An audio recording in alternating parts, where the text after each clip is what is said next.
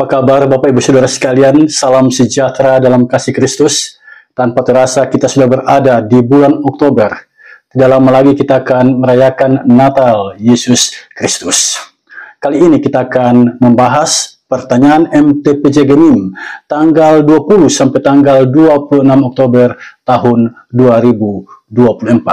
Ada 3 pertanyaan di sini yang semuanya merupakan penjabaran dari kitab Hakim-Hakim pasal 11 ayat 29 sampai ayat yang ke-40 dalam bingkai tema Tepatilah Nasarmu. Saudara, ada 3 pertanyaan yang diajukan di sini. Pertanyaan yang pertama, siapa Yeftah dan makna nasarnya menurut perikop Hakim-Hakim pasal 11 ayat 29 sampai ayat yang ke-40. Yang kedua, pernahkah Anda mengucapkan nasar? Apa kendalanya sehingga sering tidak menepatinya? Yang ketiga, bagaimana orang bisa mengekspresikan rasa syukurnya karena merasakan kemurahan Tuhan Allah? Itulah 3 pertanyaan yang dimunculkan di sini, dan mari kita bahas satu persatu. Yang pertama, siapa Yeftah dan makna nasarnya menurut perikop Hakim-Hakim pasal 11 ayat 29 sampai ayat yang ke-40. Saudara, kitab Hakim-Hakim ditulis pada akhir abad ke-11 sebelum Masehi. Kitab ini mengurai secara jelas kemunduran spiritualitas, kemunduran kerohanian dari umat Allah. Ketika mereka kembali kepada Allah, maka Allah pun menyatakan anugerahnya, melepaskan mereka dari ancaman yang dapat menghilangkan nyawa mereka, dan pertolongan Allah itu dinyatakan melalui para hakim. Jadi ketika umat menjalani kehidupan menyembah berhala ataupun mencampurkan ajaran yang baik dengan ajaran-ajaran yang ada di sekitarnya, dan ini ada gaya hidup sinkretisme, ketika mereka melakukan itu, maka Allah menghukum mereka melalui bangsa-bangsa yang ada di sekitarnya. Tetapi ketika umat Allah bertobat kembali kepada Allah, maka Allah menyelamatkan mereka melalui para hakim. Nah, periode para hakim ini dimulai tahun 1375 sampai 1050 sebelum Masehi. Para hakim yang dicatat dalam kitab Hakim-Hakim itu berjumlah 13 orang dan dari berbagai suku di Israel dan berfungsi sebagai panglima perang dan pemimpin masyarakat. Jadi hakim-hakim itu dia adalah panglima perang dan juga adalah pemimpin masyarakat. Nah, kata hakim itu diterjemahkan dari bahasa Israel shoptim. Dalam Alkitab kita membaca para hakim adalah pemimpin-pemimpin utama Israel pada periode setelah bangsa Israel memasuki tanah Kanaan dan sebelum kerajaan Israel berdiri sendiri. Mereka berfungsi sebagai pemimpin militer dan tugas mereka adalah memimpin pengadilan hukum dan pemerintahan. Nah, salah satu hakim yang disebutkan di sini dalam pasal 11 ayat 29 sampai ayat yang ke-40, hakim itu bernama Yeftah. Kisah tentang Yeftah dapat kita baca dalam Hakim-Hakim pasal 11 dan pasal 12. Yeftah adalah anak Gilead dengan seorang pelacur. Sehingga ada yang mengatakan Yeftah adalah anak hasil perselingkuhan antara Gilead dan seorang pelacur. Karena itu Yeftah tidak disukai oleh saudara-saudaranya dan Yeftah diusir oleh saudara-saudaranya. Yeftah pun meninggalkan kampung halamannya. Dia pergi berpetualang ke negeri yang lain. Kemudian tua-tua Gilead meminta Yeftah kembali. Untuk apa? Untuk menjadi pemimpin mereka melawan para perampok Bani Amon. Yeftah memenuhi permintaan itu dan dia pun menjadi hakim selama 6 tahun. Sebelum melaksanakan tugasnya, Yeftah bernasar kepada Allah bahwa jika ia memenangkan perang, maka ia akan mempersembahkan apa saja dan siapa saja yang menyambutnya di depan rumah setelah kembali dari perang. Yeftah pun memenangkan peperangan itu. Di saat Yeftah kembali ke rumahnya, ternyata yang datang menjumpai dia yang pertama-tama datang menjumpai Yefta adalah anak perempuannya, anak satu-satunya. Hal ini menyedihkan hati Yefta. Tetapi sesuai dengan nasarnya, Yefta pada akhirnya mempersembahkan anaknya sebagai korban bakaran kepada Tuhan. Nasar Yefta tertulis dalam kitab Hakim-Hakim pasal 11 ayat 30 sampai ayat yang ke-31. Saya akan bacakan bagi kita semua. Jika engkau sungguh-sungguh menyerahkan Bani Amon itu ke dalam tanganku, maka apa yang keluar dari pintu rumahku untuk menemui aku, pada waktu aku kembali dengan selamat dari Bani Amon, itu akan menjadi kepunyaan Tuhan, dan aku akan mempersembahkannya sebagai korban bakaran. Itulah nasar yang diucapkan oleh Yefta. Nah, kata bernasar dan nasar kita temukan dalam kitab Hakim-Hakim pasal 11 ayat 29 sampai ayat yang ke-40. Kata bernasar kita temukan dalam ayat 30 di sini, diterjemahkan dari bahasa Ibrani wajidar neder. Nasar dalam ayat yang ke-36 diterjemahkan dari kata Ibrani nadar. Arti harfiahnya berjanji atau bersumpah. Dalam konteks nasar Yefta, nasar adalah janji Yefta kepada Allah untuk melakukan sesuatu hal jika Allah mengabulkan apa yang dia minta. Jadi nasar dalam konteks nasar Yefta adalah janji seseorang kepada Allah untuk melakukan sesuatu. Dan jika Allah melakukannya, maka dia akan melakukan apa yang dia janjikan itu. Ternyata Allah mengabulkan permintaan Yefta. Yefta pada akhirnya sedih mempersembahkan anaknya, namun Yefta memenuhi nasarnya kepada Allah. Nah, sekarang apa makna nasar Yefta ini bagi kita? Saya mencatat beberapa hal penting, saya harap kita mengikutinya satu persatu. Yang pertama, kisah Yefta memberikan peringatan kepada kita, janganlah terburu-buru bernasar atau berjanji. Kalaupun berjanji, pastikan kita bisa menepatinya. Pengkhotbah pasal 5 ayat 4 sampai ayat yang ke-6 mengingatkan kita lebih baik kita tidak bernasar daripada bernasar tetapi tidak menepatinya.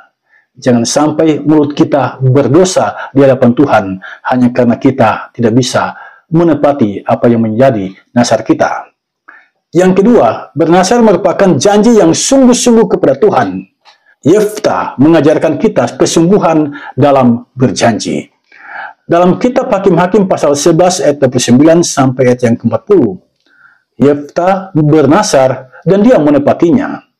Kalau kita memeriksa Mazmur pasal 76 ayat yang ke-12, nasar adalah janji yang sungguh-sungguh kepada Allah.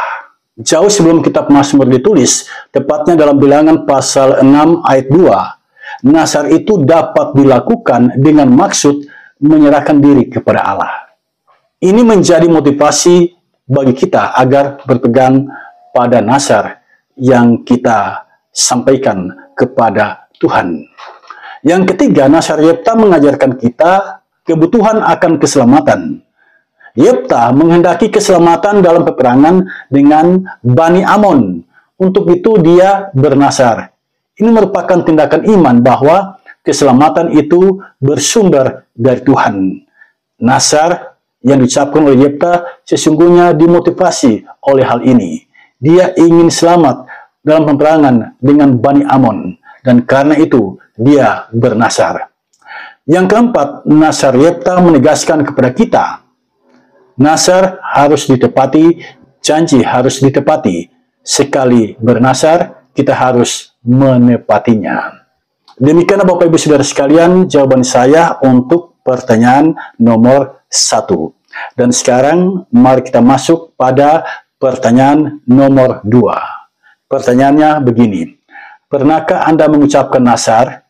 Apa kendalanya sehingga sering tidak menepatinya? Pertanyaan ini adalah pertanyaan yang sangat relevan dalam kehidupan kita, sebab bukan tidak mungkin kita pernah bernasar, bukan tidak mungkin kita pernah mengucapkan janji iman kepada Tuhan. Saudara, pernahkah kita melakukan nasar seperti nasar yang diucapkan oleh Yefta? Kita berjanji jika Tuhan memenuhi permintaan kita, maka kita akan melakukan ini dan itu. Itu nasar versi Yefta. Nah, pernahkah Anda melakukannya? Ada orang, saking dia begitu menghendaki sesuatu, menginginkan sesuatu, maka dia berani mengucapkan nasar seperti nasar Yefta. Misalnya, anaknya sakit parah dan hampir mati. Pada saat itu, ada orang yang mengucapkan nasar seperti nasar Yefta. Misalnya, ketika dia melihat anaknya sakit dan hampir mati, dia mengucapkan nasar seperti ini. Kalau Tuhan menyembuhkan anakku, maka saya akan memberikan setengah dari gajiku untuk dipersembahkan kepada Tuhan. Atau, jika Tuhan menyembuhkan anakku yang sakit, maka saya akan memberikan korban syukur kepada Tuhan setiap hari Minggu. Itu semua adalah nasar. Dia meminta sesuatu kepada Tuhan, dan jika Tuhan mengabulkannya, maka dia akan melakukan pengorbanan kepada Tuhan. Bernasar sesungguhnya mengucapkan janji iman kepada Allah. Kita berjanji didasari oleh iman kita kepada Allah. Saya tidak tahu apakah Anda pernah berjanji kepada Allah. Dalam ibadah seremonial di gereja, kita sering menyaksikan janji pejabat gereja ketika mereka diteguhkan sebagai pendeta atau sebagai majelis jemaat. Kita juga sering menyaksikan janji warga jemaat ketika diangkat sidi, ketika menjadi orang tua baptis atau orang tua serani, sepasang pengantin di saat menikah di gereja. Pada momentum itu biasanya ada janji yang diucapkan, dan apakah kita menepatinya? Bernasar sesungguhnya mengajarkan kita untuk menepati janji kita kepada siapapun. Itu esensinya. Itu sikap dan tanggung jawab iman kita. Pertanyaan sekarang, apa kendala orang tidak menepati nasarnya? Saya mencatat beberapa hal penting. Harap ini diikuti. Yang pertama, lupa akan janjinya. Banyak orang bernasar tetapi kemudian dia melupakannya sehingga dia tidak menepatinya. Yang kedua, berhitung untung rugi. Jika menepati nasar atau menepati janji ternyata merugikan dirinya, maka orang tersebut tidak akan menepati nasarnya, tidak akan menepati janjinya. Yang ketiga, bernasar tanpa komitmen. Saat bernasar, dia sungguh-sungguh mengucapkannya, tetapi kemudian dia tidak melaksanakannya karena tidak ada komitmen dalam dirinya untuk melaksanakan nasar itu.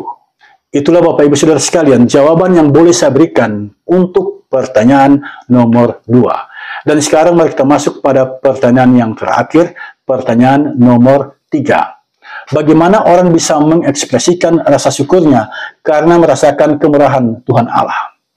Saudara, dalam menjalani kehidupan kita senantiasa mengalami kemurahan Allah. Siapapun dia pasti mengalami kemurahan Allah. Entah dia orang Kristen ataupun non-Kristen, semuanya mengalami kemurahan Allah. Kemurahan Allah ada yang kita sadari dan ada juga yang tidak kita sadari. Banyak orang memahami kemurahan Allah itu ketika dirinya beroleh harta yang melimpah. Misalnya, di saat ada panen pala, panen cengkeh, panen kelapa, panen buah-buahan lainnya, dan sebagainya, itu dipahami sebagai kemurahan Allah. Ada juga yang memahami setiap keberhasilan yang diraih itu adalah kemurahan Allah. Dan banyak orang memahami ketika kita disembuhkan dari sakit penyakit, itu semua adalah kemurahan Allah. Ketika kita terhindar dari malapetaka, itu semua adalah kemurahan Allah. Nah, pemahaman yang seperti ini baik, tetapi belum cukup. Ada juga kemurahan Allah yang selalu menyertai kita, yang tanpa kita sadari. Misalnya, nafas kehidupan. Setiap hari kita bernafas, apakah kita sadar bahwa ujung nafasmu adalah Tuhan, sumber nafas itu adalah Tuhan. Kemudian kita beroleh kekuatan. Pernahkah kita menyadari tentang hal ini, bahwa kekuatan ini bersumber dari Tuhan? lalu kita sehat-sehat sampai saat ini, apakah kita menyadari bahwa itu sesungguhnya adalah kemurahan Tuhan bagi kita? Dan ini yang paling penting, keselamatan di dalam Yesus Kristus itu adalah kemurahan Tuhan bagi kita. Nah, semuanya ini adalah kemurahan Allah yang acap kali tidak kita sadari. Nah, bagaimana orang bisa mengekspresikan syukurnya kepada Allah? Saya mencatat beberapa hal penting di sini. Yang pertama, berdoa.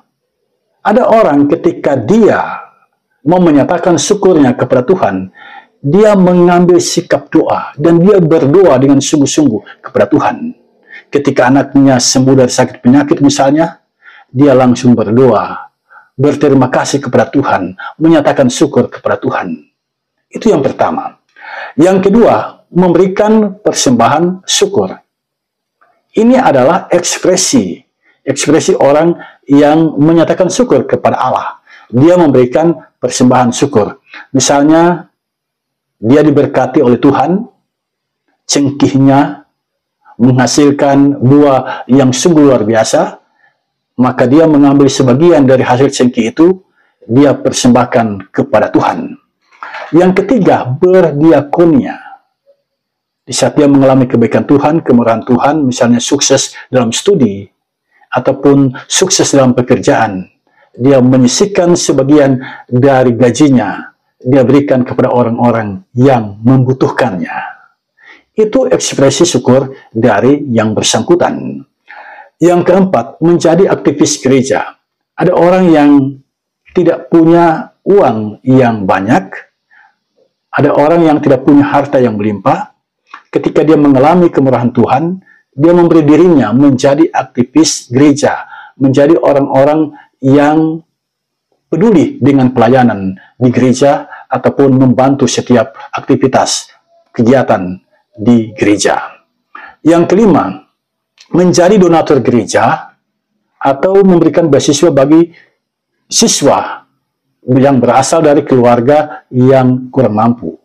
Itu adalah ekspresi syukur yang dia sampaikan ketika dia melihat ada siswa dari keluarga yang tidak mampu, dia memberikan beasiswa kepada siswa itu. Ketika dia melihat ada gereja yang sedang membangun, dia menyisihkan sebagian dari pendapatannya, dia menjadi donatur di dalam gereja itu. Yang keenam, bernyanyi memuliakan Tuhan. Ada orang yang mengekspresikan kemurahan Tuhan itu dengan bernyanyi. Dia bersuka cita, dia menyatakan syukur kepada Tuhan lewat nyanyiannya. Yang ketujuh, bersaksi, yaitu menceritakan kebaikan Tuhan yang telah dialami, lalu dia memotivasi orang-orang untuk beriman sungguh-sungguh kepada Tuhan. Bagi kita, orang Kristen, kita memotivasi orang untuk beriman kepada Yesus Kristus, Tuhan kita. Demikianlah Bapak Ibu Saudara sekalian, jawaban saya untuk pertanyaan nomor 3. Dengan menjawab pertanyaan ini, maka berakhir sudah tanggung jawab saya untuk menjawab pertanyaan nomor 1 sampai nomor 3. Dengan demikian, pertanyaan MTPJ Gemim tanggal 20 sampai tanggal 26 Oktober tahun 2024 telah saya selesaikan, dan mari kita bersyukur senantiasa atas kemurahan Tuhan bagi kita. Mintalah hikmat Roh Kudus menolong kita untuk memahami kebenaran firman-Nya dan melakukan itu di sepanjang perjalanan kehidupan kita. Semangat menjalani kehidupan, muliakanlah Tuhan melalui hidupmu. Tuhan Yesus memberkati kita semua. Amin.